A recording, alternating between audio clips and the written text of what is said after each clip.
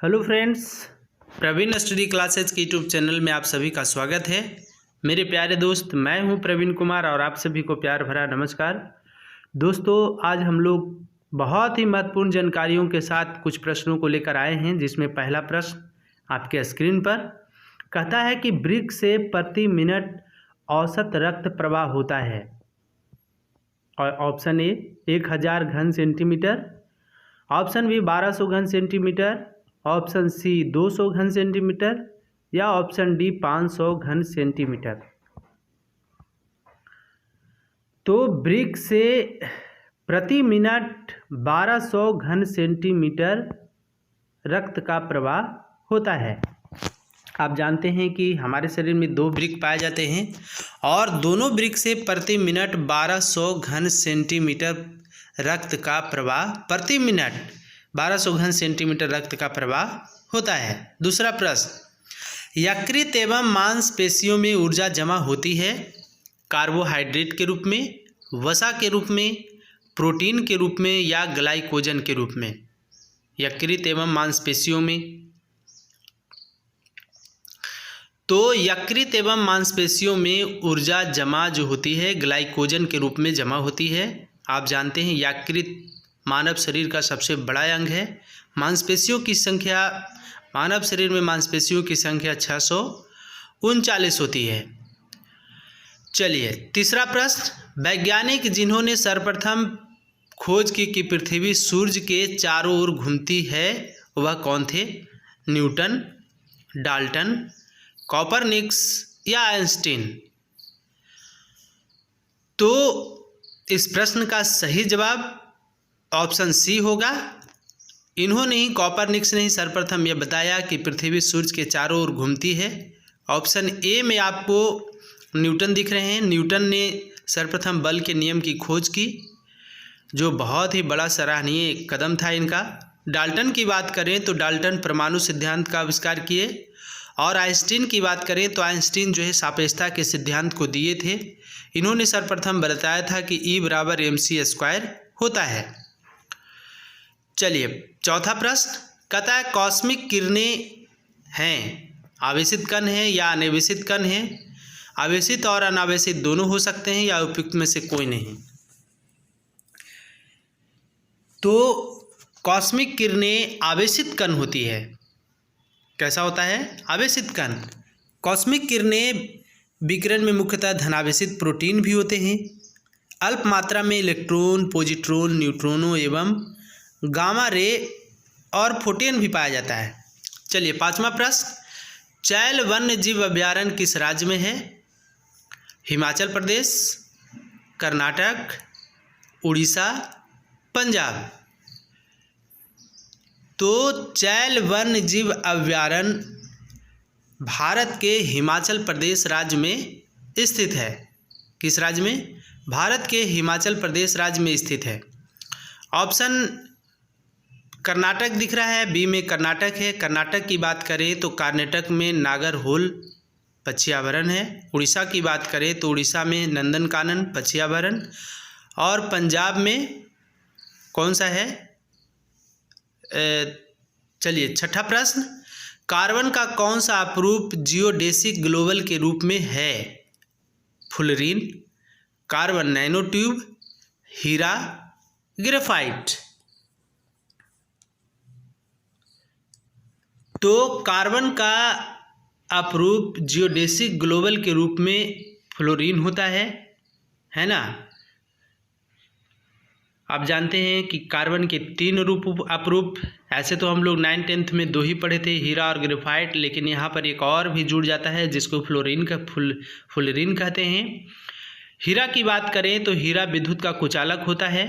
Graphite की बात करें तो ग्रेफाइट विद्युत का सुचालक होता है। सातवां प्रश्न, कॉफ़ी बोर्ड ऑफ इंडिया का मुख्य कार्यालय कहाँ है? गुवाहाटी, बेंगलुरु, दार्जिलिंग, तिरुवनंतपुरम।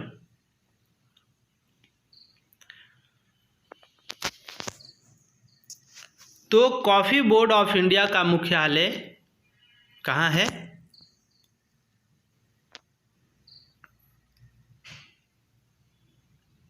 बेंगलुरु में। ऑप्शन बी इस प्रश्न का सही जवाब होगा। मेरे प्यारे दोस्त, इस प्रश्न के चारों ऑप्शन के बारे में कुछ हम स्पेशल बातें लेकर आए हैं, जिसमें पहला है कि रबर बोर्ड का मुख्यालय कहाँ है? तो कोट्टायम में, केरल में। कोट्टायम कहाँ है? केरल में। टी बोर्ड की बात करें तो टी बोर्ड का मुख्यालय कोलकाता में है। तंबाकू बोर्ड की बात करें तो तंबाकू बोर्ड गुंटूर, आंध्र प्रदेश के गुंटूर जिला में स्थित है। मसाला बोर्ड का मुख्यालय केरल के कोच्चि में है, जबकि राष्ट्रीय जूट बोर्ड का मुख्यालय कोलकाता में स्थित है। तो मेरे प्यारे दोस्त, इस तरह से इस प्रश्न के लिए इसके बाद हमने सभी प्रश्न के लिए कुछ न कुछ स्पेशल बातें लेकर आए हैं। आपको कैसा लगा ज़रूर हमें कमेंट करके बताएंगे कि इस तरह का बातें यदि आपके लिए लिखा जाए तो क्या रहेगा। आप हमें ज़रूर कमेंट करें। और मेरे प्यारे दोस्त, यदि आप चैनल पर नए हैं तो ज़रूर चैनल को सब्सक्राइब करें। चलिए 8वां प्रश्न, आधुनिक आवर्त सारणी के किस समूह में पूर्ण संयोजी कोष और रासायनिक रूप से निष्क्रिय तत्व होते हैं? तो आधुनिक आवर्त सारणी में किस समूह में? तो 18वें समूह में निष्क्रिय गैस को रखा गया है। आप जानते हैं कि आधुनिक आवर्त सारणी की खोज 1913 ईस्वी में मोसले के द्वारा किया गया था। चलिए इस पर कुछ खास बातें करते हैं।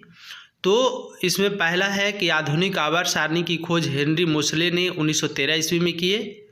उत्कृष्ट गैसों की संख्या 6 है। हीलियम, जो आधुनिक आवर्त सारणी के 18वें समूह में रखा गया है, जिसे कौन कौन है निष्क्रिय गैस? तो हीलियम है, नियोन, आर्गन, क्रिप्टन, जेनन और रेडॉन। आवर्त सारणी के 17वें समूह में हैलोजन तत्व को रखा गया है। और हैलोजन तत्व कौन कौन है? फ्लोरीन, क्लोरीन, ब्रोमीन, आयोडीन, है ना, जो समुद्र में खास करके हमेशा ज़्यादा से ज़्यादा मिला करते हैं। आवर्त सारणी के द्वितीय समूह के तत्व को क्षारीय मृदा धातु कहते हैं। क्यों? क्योंकि ये जो है मिट्टी में सर्वाधिक मात्रा में पाए जाते हैं। आवर्त सारणी के प्रथम समूह के तत्व की बात करें तो इसे क्षारीय धातु कहा जाता है, क्योंकि जानते हैं आपकी धातु के ऑक्साइड क्षारीय होते हैं। चलिए 9वां प्रश्न, भारतीय संविधान के अनुसार अटॉर्नी जनरल का कार्यकाल कितने वर्षों का होता है? ऑप्शन ए 5 वर्ष, 7 वर्ष, ऑप्शन सी 9 वर्ष या ऑप्शन डी अनिश्चितकालीन। तो भारतीय संविधान के अनुसार अटॉर्नी जनरल का कार्यकाल अनिश्चितकालीन होता है। इसका वर्णन संविधान के किसी विभाग में नहीं है कि कितने साल का होता है। इस पर कुछ खास बातें करते हैं कि भारतीय संविधान के अनुच्छेद 76 में अटॉर्नी जनरल पद का वर्णन है। यह भारत सरकार का सबसे बड़ा विधि अधिकारी होता है ना। इसकी अटॉर्नी जनरल की नियुक्ति राष्ट्रपति के द्वारा की जाती है और ये तब तक अपने पद पर बना रहते हैं जब तक कि राष्ट्रपति का उसे विश्वास प्राप्त हो। महान्यवादी जो होता है अटॉर्नी जनरल का हिंदी होता है महान्यवादी। महान्यवादी भारत सरकार का सबसे बड़ा विधिक अधिकारी होता है, जिसको हमने पहले ही बता दिया। और महाधिवक्ता की बात करें तो राज्य में, देश में भारत सरकार का सबसे बड़ा विधि अधिकारी महान्यवादी होता है, जबकि राज्य में राज्य सरकार का सबसे बड़ा विधि अधिकारी एडवोकेट जनरल महाधिवक्ता होते हैं। और महाधिवक्ता की नियुक्ति राज्यपाल के द्वारा की जाती है। चलिए 10वां प्रश्न, ताजमहल को संगमरमर में स्वप्न मतलब ड्रीम इन मार्बल कहा जाता है।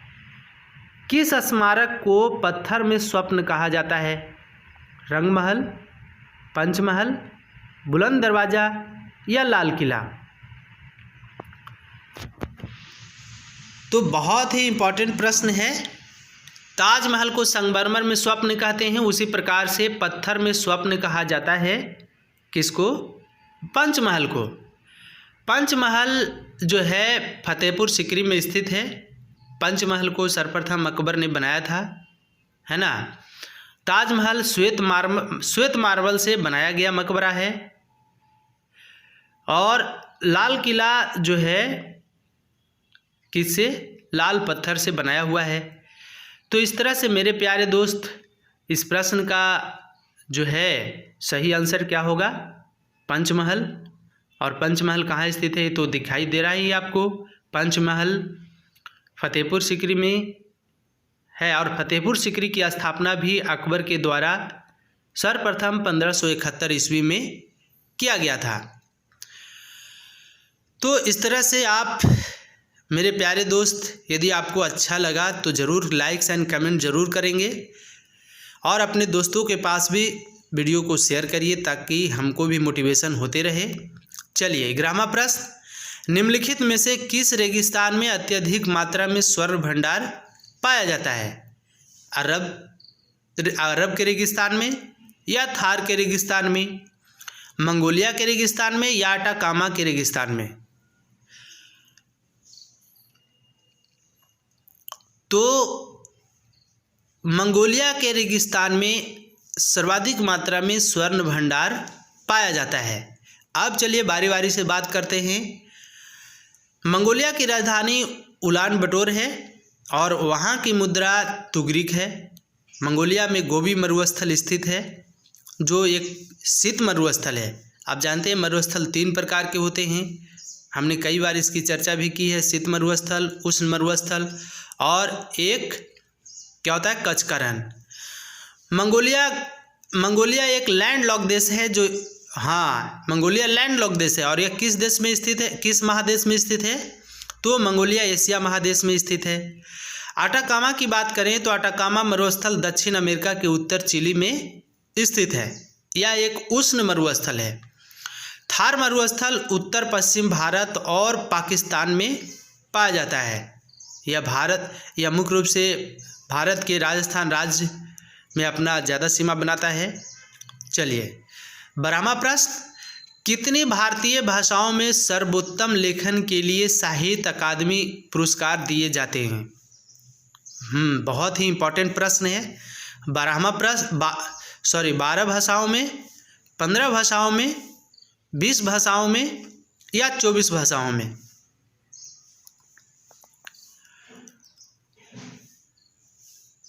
तो भारत के 24 भाषाओं में साहित्य अकादमी पुरस्कार दिए जाते हैं। कितनी भाषाओं में? 24 भाषाओं में। चलिए साहित्य अकादमी की बात करें तो साहित्य अकादमी की स्थापना सर्वप्रथम 1954 में हुआ था। इसके पहला विजेता माखनलाल चतुर्वेदी थे और किस लेख के लिए इन्हें दिया गया था? तो हिम तरंगिणी लेख के लिए दिया गया था। आप जानते हैं कि साहित्य के क्षेत्र में सबसे बड़ा पुरस्कार ज्ञानपीठ पुरस्कार होता है ना, जो सर्वप्रथम जी शंकर कुरूप को दिया गया था ज्ञानपीठ पुरस्कार। और ज्ञानपीठ पुरस्कार की स्थापना सर्वप्रथम 1965 ईस्वी में किया गया था। तो इस तरह से मेरे प्यारे दोस्त, इस प्रश्न का सही जवाब क्या था? भारत के 24 भाषाओं में साहित्य अकादमी पुरस्कार दिए जाते हैं। इसी तरह के और भी कंटेंट आपके लिए हम अच्छा लेकर आते रहेंगे। चलिए 13वां प्रश्न, शाहजहां के शासनकाल में कौन सा विदेशी यात्री भारत आया था? Option A Thomas Roe, option B Captain Hawkins, option C Ibn Battuta और ऑप्शन डी मनुकी।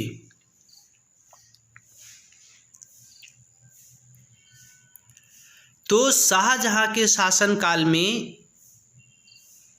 कौन सा विदेशी यात्री आए थे? तो मनुकी। कौन? मनुकी। और भी ऑप्शन ए में थॉमस रो दिख रहे हैं, इस पर भी चर्चा करते हैं। तो थॉमस रो जो है जहांगीर के शासनकाल में आया था। कैप्टन हॉकिंस की बात करें तो कैप्टन हॉकिंस भी जहांगीर के शासनकाल में आया था। इबन बतूता की बात करें तो इबन बतूता जो है एमबीटी का मतलब है कि मोहम्मद बिन तुगलक के शासनकाल में आया था। इबन बतूता एक पुस्तक भी लिखे हैं जिस पुस्तक का नाम है रेहला, है ना। उसी में अपना वृत्तांत उल्लेख किए थे जब ये भारत की यात्रा पर आए थे। तो इस पुस्तक को ज़रूर याद रखें। कई बार एग्जामों में पूछा भी गया है कि रेहला के लेखक कौन है? तो इबन बतूता। तो शाहजहां के शासनकाल में कौन आए? ऑप्शन डी मनुकी। चलिए 14वें प्रश्न की बात करते हैं। तो 14वां प्रश्न, किस खेल से एस शब्द जुड़ा है? टेनिस, बास्केटबॉल, गोल्फ या साइकिलिंग?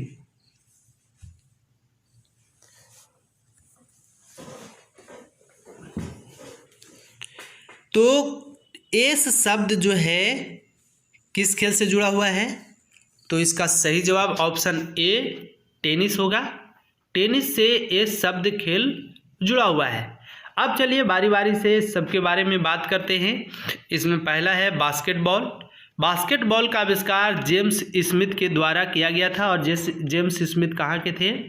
यूएसए के थे, जिन्होंने 1891 ईस्वी में सर्वप्रथम बास्केटबॉल के आविष्कार किए थे। बास्केटबॉल के कोर्ट की लंबाई क्या होती है?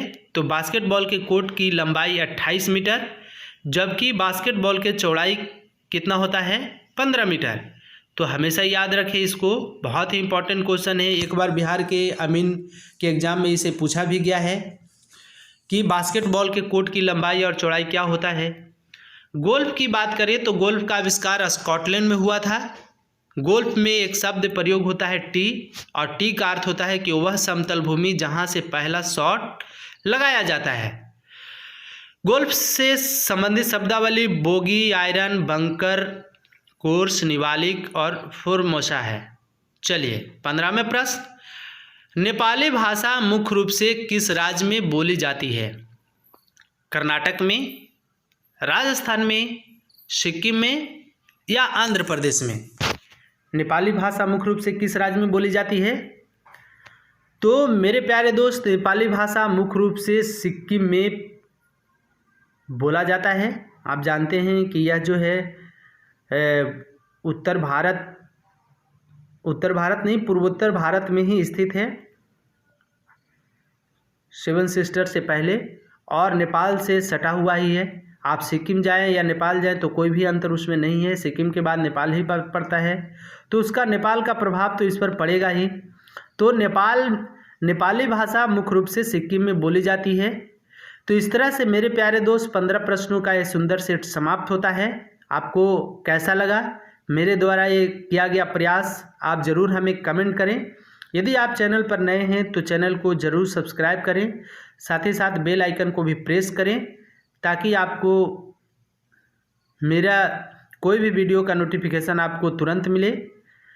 मेरे प्यारे दोस्त, आप अपने दोस्तों के पास भी वीडियो को शेयर करें, हमारे मनोबल को बढ़ाएं, ताकि हम और भी आपके लिए इसी तरह का सुंदर सुंदर प्रश्नों का सेट लेकर आते रहेंगे।